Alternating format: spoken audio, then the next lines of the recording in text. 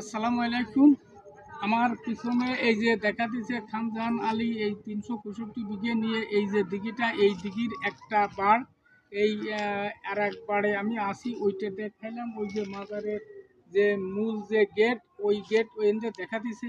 আর এইটা হচ্ছে এই পুরো জায়গার এক বাড়।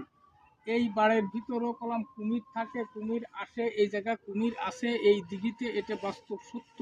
এই সমস্ত যে কোনো জায়গা কুমির আসতে পারে, আসে খাবার খাইতে আসে। আর শীতকালে রোদ পোহানোর জন্য ওরা বাড়ে ওঠে, ডিম পাড়ার জন্য ওঠে, মেলা কারণের জন্য ওরা বাড়ে থাকে, এটা বাস্তব সত্য। এই যে জিনিসটা ৩৬৫ বিঘে নিয়ে এই যে এরিয়া, এই এরিয়ার এক কানিতি দেখাতে যে আর এক কানিও দেখাইলাম।